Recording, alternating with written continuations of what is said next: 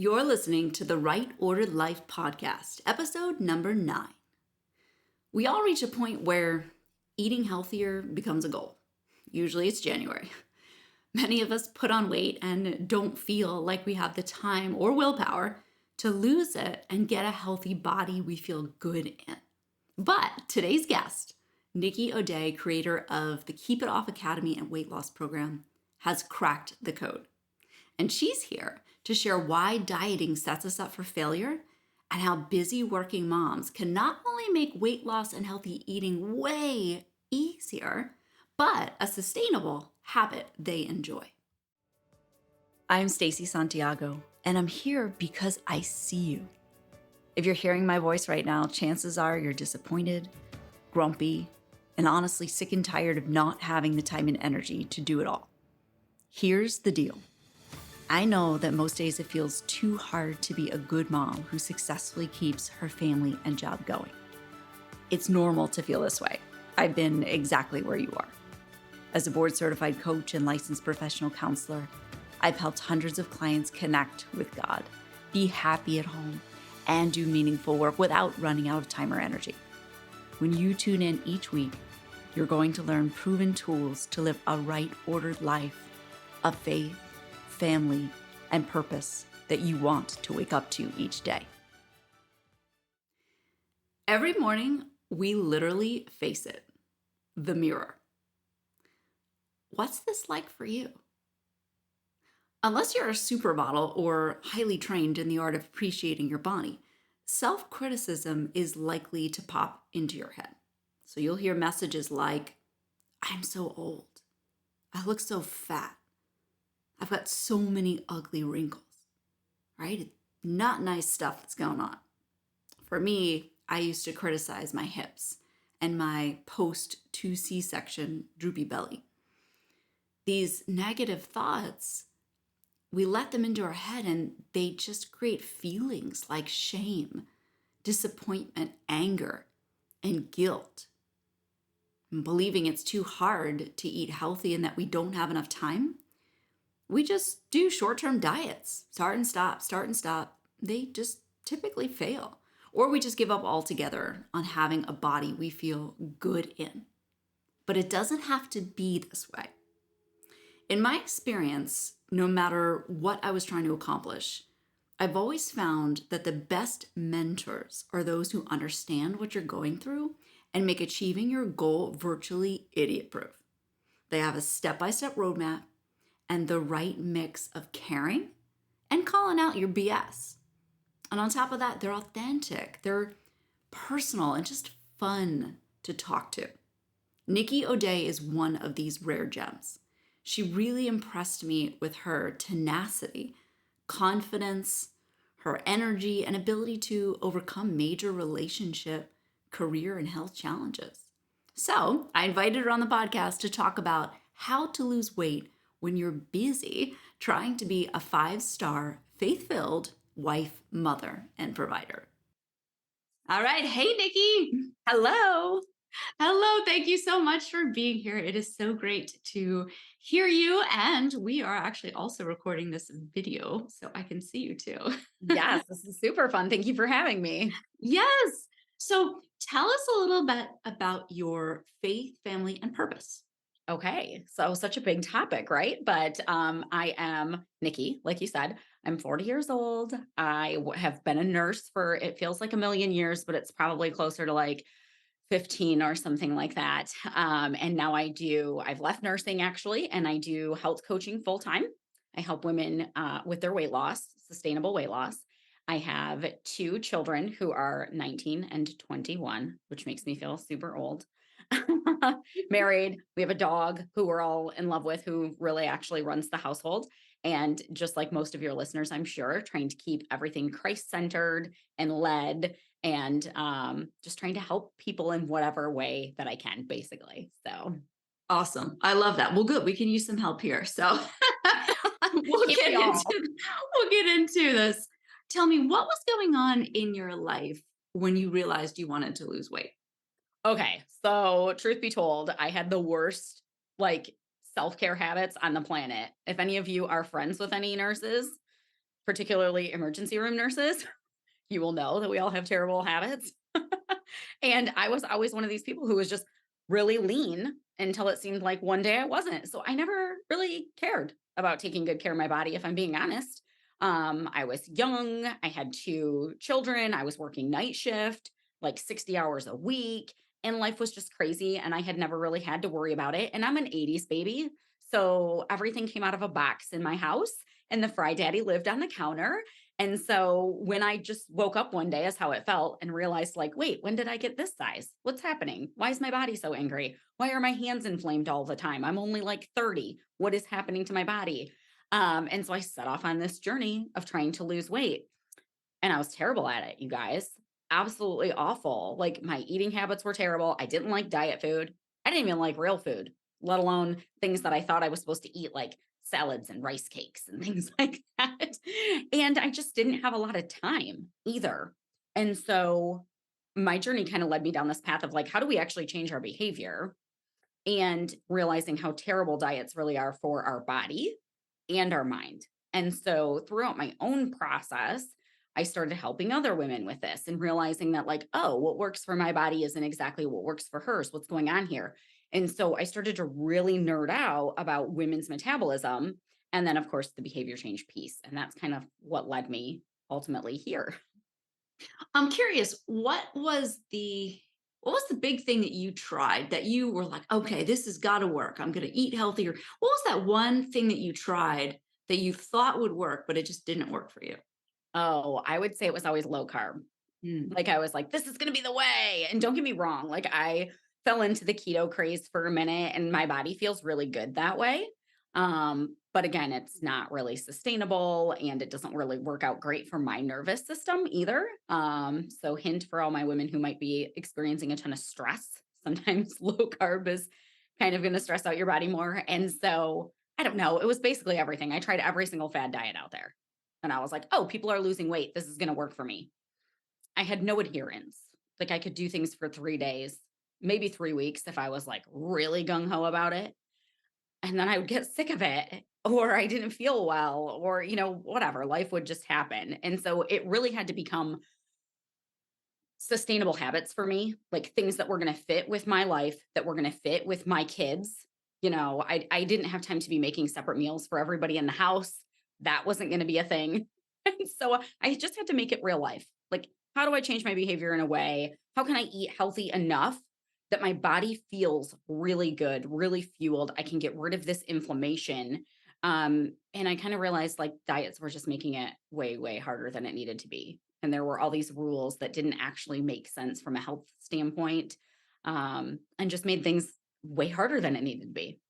Yeah, and that's so frustrating when you think, okay, it's going to be the low carb, or I know I've done whole 30. Okay, it's going to be this, it's going to be that, and it doesn't produce the results. And you think, okay, well, obviously it's me because I don't have the discipline, or it just nothing will work for my body. And it's so frustrating and so discouraging. And we Mhm. really internalize that, I think, a lot, and we blame ourselves and we just give up because nobody likes to feel like they're failing or that Oh, they're trapped in one something that they can't fix. That just sucks. yeah, 100%. Most of the women who come to me have been trying to lose weight for 10 to 30 years. Yeah. And it's always variations of a diet. And it's not their fault. That's what we're taught. I mean, I'm a nurse and that's what I was taught. And so when you're trying something that's designed to fail, which diets are, they're not designed for long term, right? And so then how can we make that mean anything about us? Like, if diets fail 95% of the time, which statistically they do, then how can we as women go, I'm a failure. I don't have enough discipline. I'm this, I'm that. No, they fail 95% of the time. You guys, we're not the problem. Yeah. Yeah. So let's talk about that more. What are some of the big mistakes that women make when they try to get a healthy body they feel good If you were born before 1989 and you're trying to lose weight, I promise you're not eating enough food. in? Women women classically undereat Mm. when they're trying to lose weight. It's true that you have to be in a calorie deficit to lose weight, but how much of a calorie deficit? And it needs to be combined with good nutrients, and it needs to be combined with stress management, and all of these other pieces have to come into play if we're if we're going about it from a restrictive lens, we're just setting our bodies up for failure because there's things that our bodies need, and we're always worried about taking things away. Mm. And what ends up happening is over time, that slows down our metabolism. So when women are like, hey, my old tricks to losing weight don't work anymore, it must be menopause. Menopause plays a role. But really, what's usually happening is we've tried all of these really restrictive things year after year.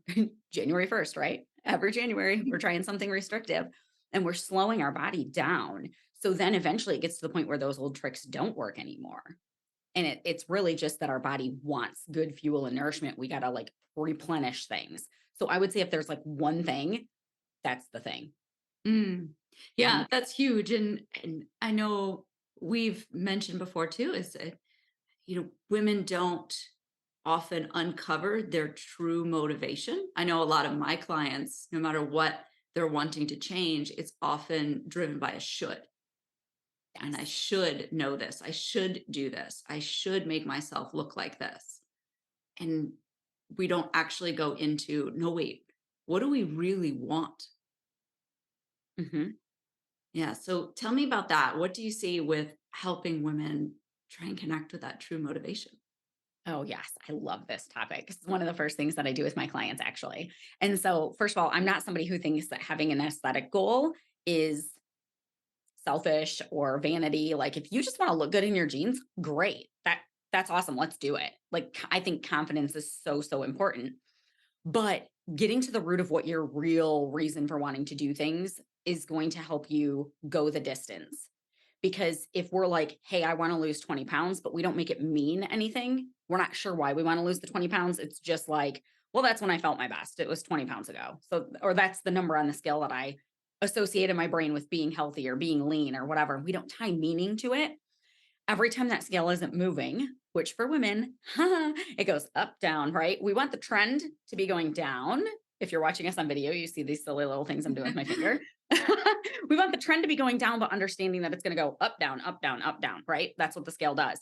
And in those moments where you just had the most perfect day, you ate the most perfect way, and you did all of the workouts, and you get on the scale the next day and it went up 2 pounds, and you're like, if you're only focused on that number on the scale, you're not going to have the consistency. But if you can tie some really deep meaning to it.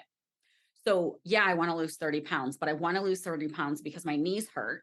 And when my grandkids come over and I get on the floor to play with them, I can barely get back up and it's really embarrassing. So, what happens is I don't get on the floor and play with my grandkids and I sit there feeling like I'm missing out. Oof, that's going to keep you going. Right.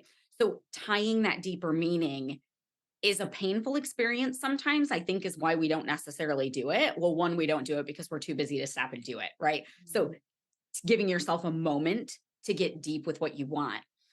But then it's also a little bit painful because it can bring up like painful things that are going on for us that we don't want to think about.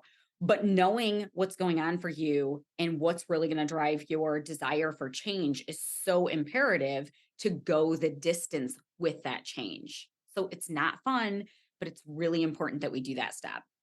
Yeah. Yeah, exactly. We as humans, we only stay connected to that motivation when we know what our why is, when we believe in it and it's emotionalized, that we can feel it. So Mhm. ultimately, we're only going to do things because we perceive they're going to make us feel a certain way. So we have to know our why and how we're going to feel. And we can bring that into the present. And that's something we have to hold on to. Like you said, it can't just be a number, it can't just be a size.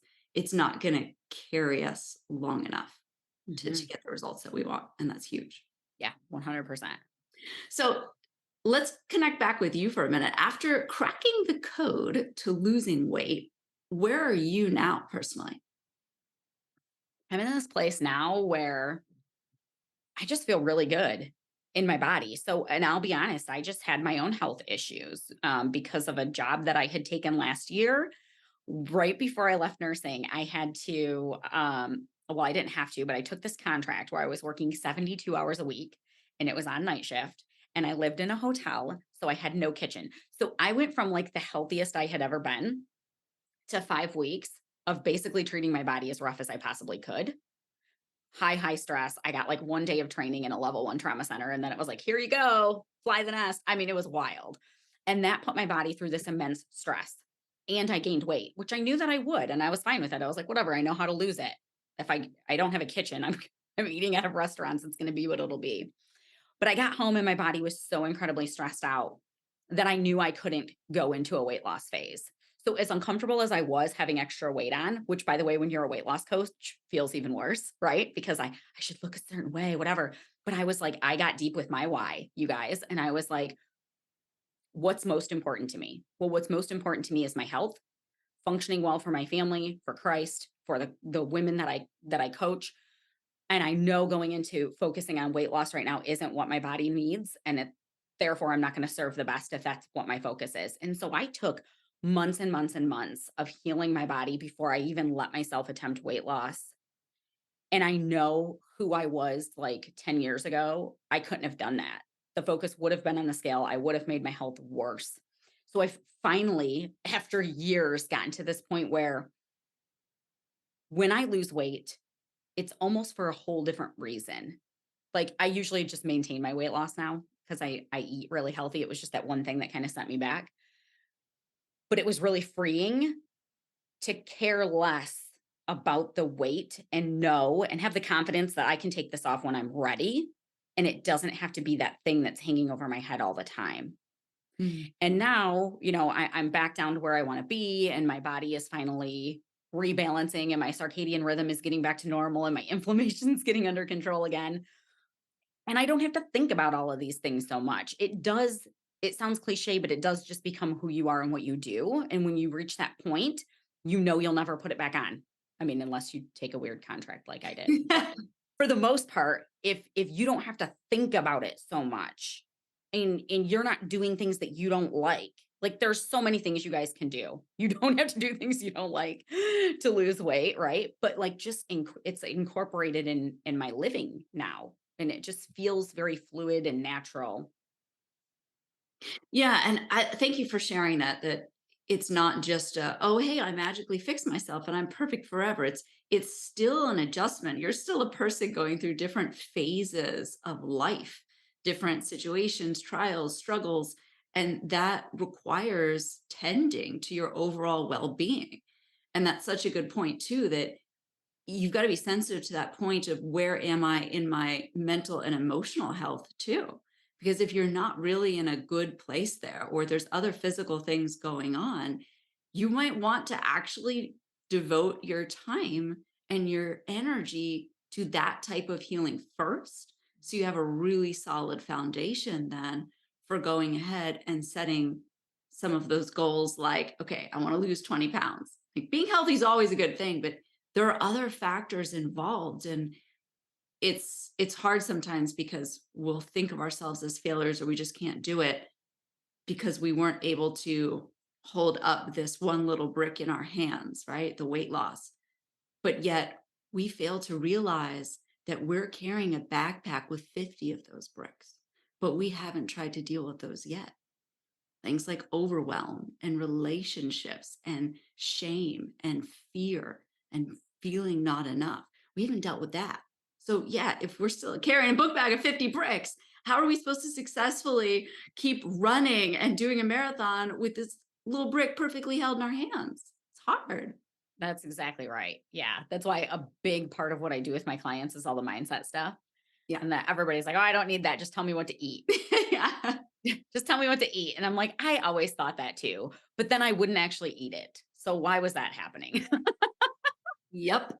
All the Exactly. mindset stuff. Absolutely. Exactly. Yeah, just make it easier. And that actually brings us into one of our big shifts that we want to talk about for the listeners here is making it easier, right? That big shift of incremental versus unattainable.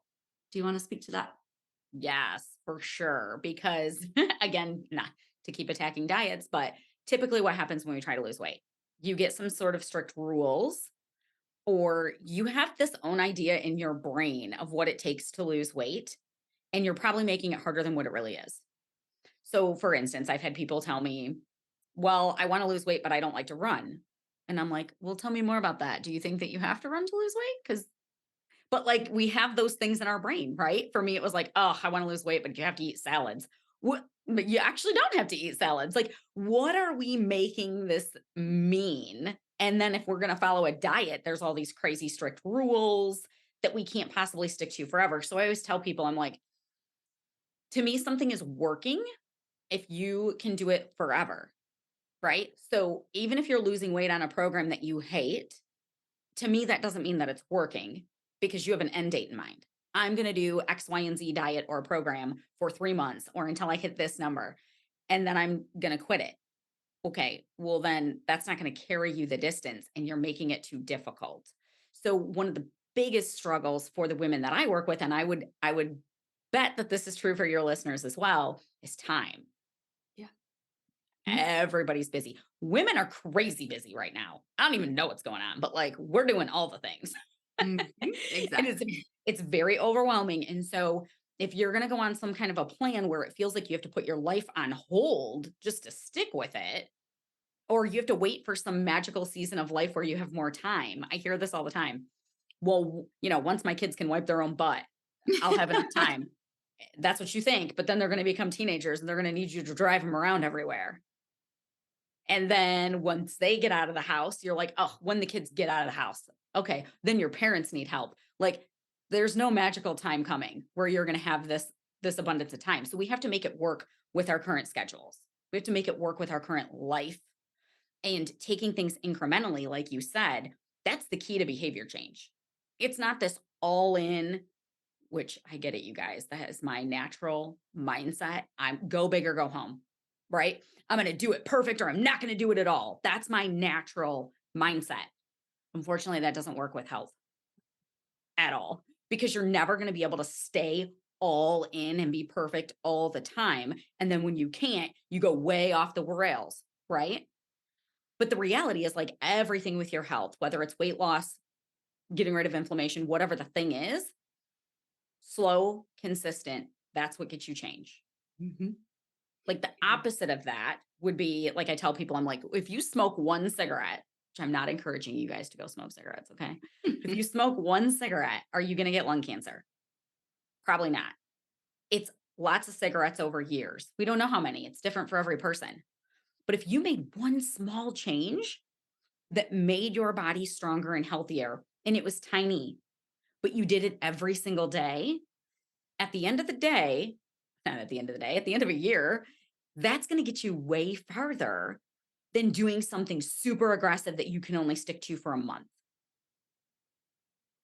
Yes, I love that, and it makes it so much easier, not only in the day-to-day choices that you have to make because brain follows path of least resistance, right? So you're clearing the resistance by making it simpler, more accessible, but it's the other part of this is we're only going to continue to do something if we see payoff because Mhm. that's what the brain wants is payoff.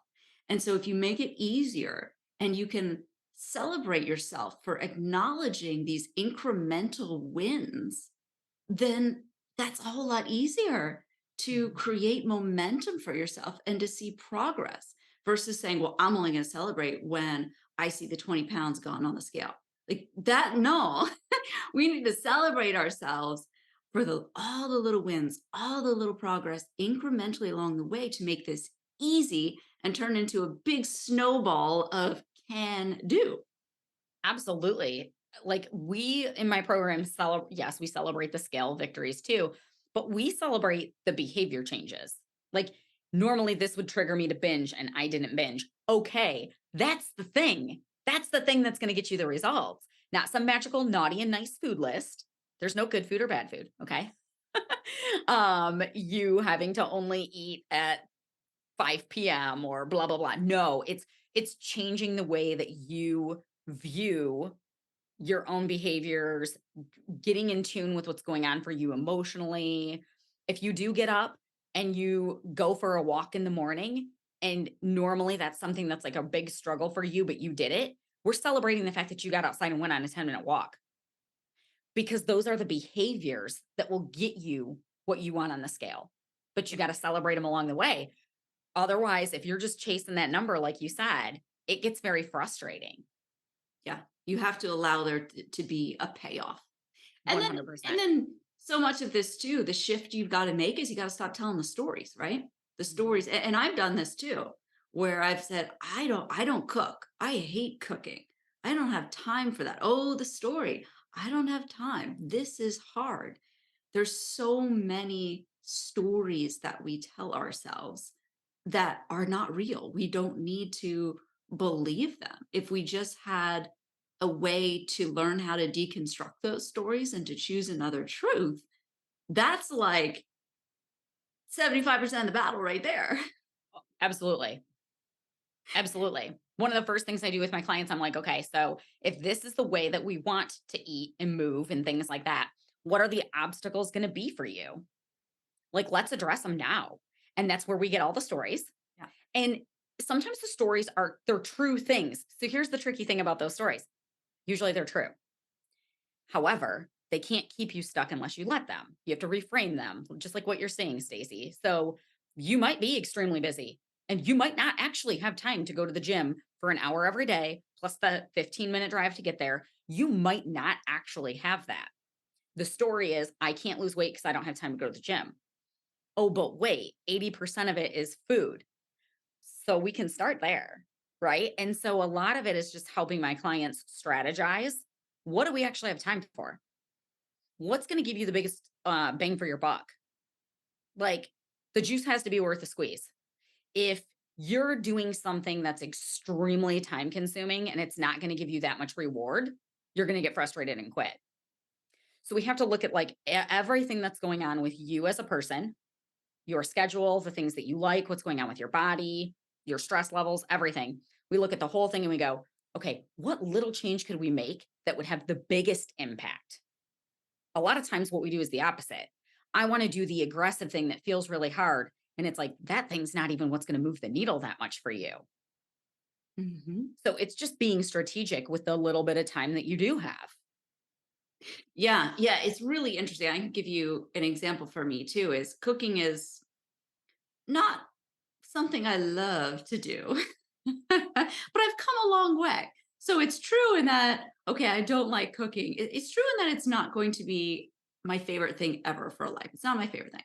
But oh my gosh, the story of, well, I can't eat healthy because I hate cooking because I'm not good at it. That's the part that's story. And in learning, and it's always more of a learning curve on the front end, but know too that that gets easier. Once you have a system, once you learn what works for you, and you see that it can actually be systematized, simplified, and it can be an easy thing to make easy decisions and just follow the plan, then it's like, wow, like I cook stuff all the time now. And it's become easy because I love the food and I love the benefit of it. So it's so interesting how you can go from I hate cooking and I can't eat healthy because I don't have time to cook healthy and I just hate this to yeah, I like this and I am going to cook and I got my recipes and I got my plan and I've got a system and I follow it. It's just easy because it's who I am now. You can go from A to Z like that. Oh, That yeah. is possible, but it's hard to do on your own. It's hard to do on your own, and you're not gonna do it without getting rid of the excuses and knowing how to reframe so that you can actually believe a truth that serves you. Mhm. Yeah. And having people to come alongside you who've done it that gives you frame of reference for how to get things done. So you don't have to cook yourself a beef Wellington every night. You guys can make it really, really simple. Like Yeah. when I'm cooking in the kitchen, it's basic. It doesn't look like a Pinterest board in Yeah. my kitchen every night, but it tastes good and it gets us fed. But it's not like beautifully plated and it's not some recipe that took 45 minutes because nobody has time for that. That's not real life. Yeah. Yeah, and so I challenge you listeners is to write down what your stories are. Another one is, well, it costs too much to eat healthy. Actually, no, right? Because you're eating less because now you're eating quality food. So you're not actually buying tons and tons of expensive stuff that doesn't fill you up. So it really doesn't. I know that. And plus, you don't go out to dinner as much, right? So Yes, I know that we are spending less as a family because we are eating healthier. absolutely. And honestly, it's less time consuming to cook at home if you're making things that are simple and fast. So Who's experienced this? Have you guys ever you're like, "I don't have time to cook anything. I didn't defrost anything. My brain's just off. It's after work. We're just gonna get takeout." So by the time you run around and you get everybody's order in the house, especially if you have fickle children and they're like, "I don't know. I gotta look at the menu." Okay, this is so time consuming just to get the order, right? Then you have to call it in. Then you have to go pick it up. It didn't actually save you time. This was like an hour long or more process just to go get some takeout. But really, what happened was it was easier for your brain. So, a lot of times we confuse a lack of time with decision fatigue, overwhelm. Our brain wants it easier, right? It's not always about the time. You can whip up a healthy meal at home in like 15 minutes. That's way cheaper than going and getting takeout. So, it's Yeah. saving you time, it's saving you money. It's just having good strategy in place. Yes. Mhm. Okay, so for our listeners, guys, I want to just do a little recap here because we talked about a lot of key shifts here. Incremental versus unattainable. It's not about perfection. It's not about do everything immediately at once and get the goal and don't celebrate until you're at the absolute biggest end goal. Incremental. Okay, it's okay to go from your worst to okay to better to best. It's the journey, and it's okay if it takes a long time. So, incremental and celebrate the heck out of that. And yes, you do have time. It doesn't take more time to make a healthy choice. You can do this. We've got to get rid of the stories and the excuses. And again, not your fault that they're in your head, but know that you have the power to go from the victim to the driver's seat of this. And it starts with acknowledging what your stories are and starting to change those and see them. Just give yourself the question, could it be true another way? Okay. And celebrating every small step, making it easier, keeping it simple and realistic. And whatever reminders you have to give yourself, I love this too. And you probably have some additional ideas too, Nikki, but I love this one that I heard. Put a note on your pantry door that says what you're seeking is not in here. I love that one. Because if you're full, you already fed yourself. You don't need anything in your pantry. What you're going in there for, sugar, whatever it is, that's not actually what you're looking for. And it's not going to fill the void. It's not going to satisfy ultimately in the way that you really truly need it for yourself. Absolutely. Yeah. Good. All right. Anything you wanted to add? Any other, maybe big lesson that you learned or keys to success that we haven't touched on yet? Since I think time is probably the biggest thing for your listeners, I thought I'd just give you guys a couple of tips for that. Okay. So, number one, do a time audit. What time do you actually have? Because we can't say I don't have time if we're not even familiar with where time is being spent. So, sometimes you really don't have any extra time. Sometimes that's true. And you may have to rearrange some things to carve out time for what you say is your priority, which, if it's your health, or your family or time with God or whatever the priority is, put that priority on your calendar, right? But most of the time, especially when it comes to like health things, because it's not really that time consuming at all, you have enough time, but you just have to know where the time exists. So, auditing your time and then come up with what is the one thing that you can do with that small amount of time. Go for the low hanging fruit. Go for the thing that's going to give you the biggest bang for your buck and then just stick with that one thing instead of trying to like do all of the things, right? Let me check my notes here. What was my third one? Oh yeah. So when it comes to your food, let's say that's going to be a big thing for you. Ditch the recipes. This is one thing that I work with my clients on right away. I mean, recipes are awesome. You can totally use them.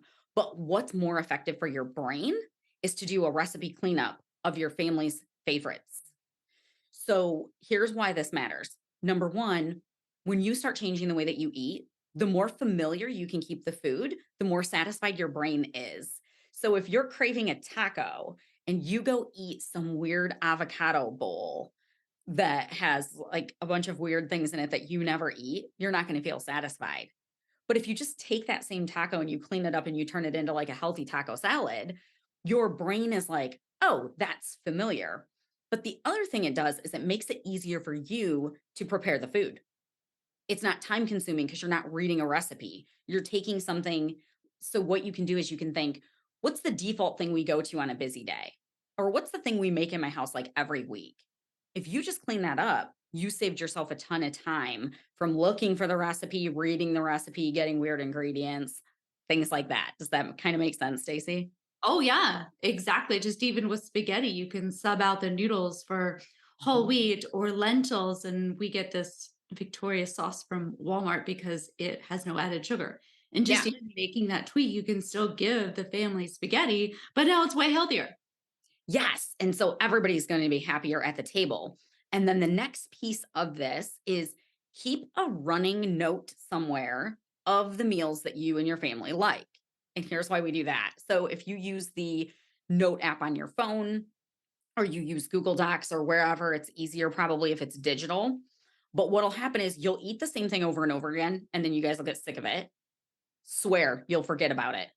You'll forget about it. Have you guys ever experienced this where you are like, I'm so hungry and nothing sounds good? And you look at your husband and you're like, what do you want for dinner? I don't know, but I'm hungry. What do you want for dinner? I don't know. Nobody knows what they want to eat. It's like we forgot all of the food that we like to enjoy. You can just go to your note and you're like, oh, yeah, that's easy. We can do that. So, what it'll do as you build this note is 3 months down the road, you never have to go to the internet again if you don't want to. It's all right here. And the more your brain has made one food, you are starting to build the habit for that. There's a neural pathway in your brain. So the more times you make one meal or recipe, the easier it gets on your brain. And it makes you feel like you're doing it in less time, even if you're not. It makes your brain think you're doing it in less time. It makes it easier. So I would say follow those 4 steps if food and nutrition is something that you're trying to work on. Yeah, I love that. Just making it easier. This can be done. It can be a simple system that you follow through on. I love this. Okay, so to wrap up for today, Nikki, I want to ask you a thought provoking question to inspire our listeners to go deeper on their own journey. What was the most powerful internal shift you've ever made that had a massive impact on your life, but you needed help to make it? Oh, Stacy, this is a good one. Let me think about this one for a second. I honestly, I would say that it was that the way I was living and treating my body and even like my time management and the whole thing of what I was doing 10 years ago wasn't really what God wanted for me. So I I always felt that sacrificing all of my time to support my family and working so hard and like doing all of these things, those were admirable and that's what God wanted me to do because I had to do it, you know. And so if I wasn't taking really good care of myself, there was a reason behind it. And it wasn't like a light bulb just went off and I magically understood this. Okay, it took a really long time and kind of almost getting out of that to realize that that's not how God wanted me to live. And I would say it's probably not how he wants most of us living. Like there's a reason that he tells us to rest. And you know, your spiritual health is the most important piece, but your physical health is also important. And when you're taking really good care of yourself, there's so much that comes from it. You think more clearly, you have more confidence. My whole health journey has been, I would say, a spiritual journey. The more I lean into God and his rest and I can hear what he wants me doing, the more I actually want to take care of myself because I value myself as his daughter. Mm. And so it's like, I want to model that for my kids too. Like, I think as if you guys are listening and your parents, you can see that, like, how do I want my kids to treat their body and their mind and manage their calendar? Would I be okay with my son saying, it's fine, mom, I'm going to take care of myself in 5 years once this season of life slows down? I would be like, no, absolutely not. We need to get this together. And so I kind of look at it. This is probably like really wordy and I'm not explaining myself very good, but like, what does God want for me? How does he want me to treat my body? And I can kind of look at my own kids and go, what do I want for them? How do I want them to treat themselves? How do I want them to respect this gift of this body that they've been given? And so I don't know. It was just this big shift off of it just being weight and being more like a whole healthy human, which is the healthy weight's going to be a byproduct of that. when you're spiritually aligned and physically aligned and all of these things, the weight just goes away Yeah. and stays away. Yeah. There's that healthy core, that healthy foundation through which all things are achievable. Right? We bring God into it. I can do all things in Christ who strengthens me. We've got That's to right. come from that in order to make these changes that we want in our lives. And Yes. truly, when you can anchor it into something that is eternal, it is beyond just this life, that's a solid motivation. It's going to carry you. It helps you so much. Your spiritual journey helps you so much with it because you can give yourself forgiveness. There's so much blame when people are overweight. They blame themselves. They have a lot of guilt. Um, Listen, we all have struggles, but when you have a little bit of extra weight on your body, everybody sees the struggle. And so it's more painful, I think. And yeah, giving yourself the forgiveness, the grace, taking care of yourself because you're God's child and you want to take care of yourself and everything else just kind of falls into place. And you deserve that because you can't Absolutely. be everybody else all the time. Yes, Mhm. we are serving other people and we are loving and caring for our families, but we also have to take care of ourselves. We deserve that goodness, that kindness, that love for ourselves. And how do you give that fully to someone else if you're not giving any of it to yourself? So You that's can't. You can't. You're not functioning at your best capacity. Um, on so many different levels when you're not doing that. It's like the oxygen mask thing on the airplane, right? You got to put your oxygen mask on before you can help somebody else. And as a nurse, I got to see all of that firsthand. I did ER and ICU. And it's like, well, you don't have to take care of yourself now. You can run around and take care of everybody else. But if you're not doing some form of self care, they're going to be taking care of you in the very near future. yeah, yeah, exactly. Mhm. Exactly. Wow, this is awesome. Thank you so much, Nikki, for sharing all this with us today. And I just love your story, and it's been so helpful. And it's really, I think, opened up our eyes to some simple things, simple shifts we can make, as well as some really practical tactics we can try out right away if this is the right time for us to start looking into this work. Good. So, you got an awesome free tool that you're sharing with us. Want to tell us about it? Yeah. So I call it my minimalist meal prep guide. So, as the name implies, we're going minimal here. Okay. It's not overwhelming. It talks about how are some different ways that you can schedule meal prep? How are some ways that you can clean up recipes, things like that. And so if you guys want to download that, it's up on my website, nikkioday.com. It's the first thing that pops up there. And that's going to come out to you in an email. It's a quick little download.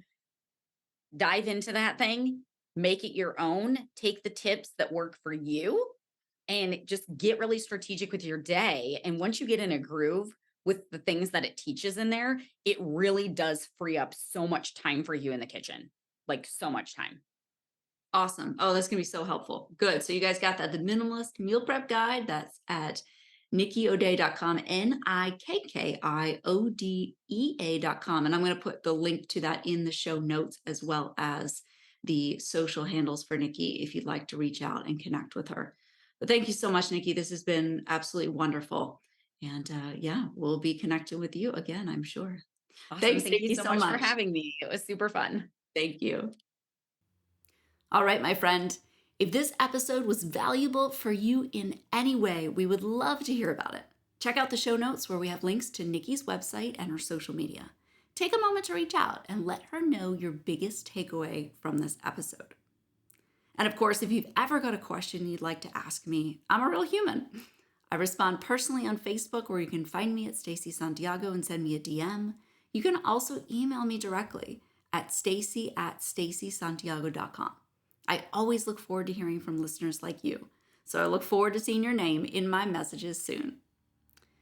Coming up next week on the show, we're talking about overcoming stress at work and seeking external validation to feel good enough. And now this episode is very different because it includes a recording of me coaching an actual client to help her go from lost and not good enough to uncovering her purpose in life and who she needs to be to live that purpose. Join me next week as we laugh, cry, and navigate the raging internal battle of self-doubt and rejection that most of us work really hard to hide. Because when you overcome self-doubt and not good enough, you take a massive step toward freedom and living the fulfilling purpose God has for you. So go share the show with your friends and let them know that's coming up next week. And invite them to tune in with you and learn how to connect with God, be happy at home, and do meaningful work. I'll see you back here next week, my friend. Until then, celebrate that you are one step closer to living your right ordered life.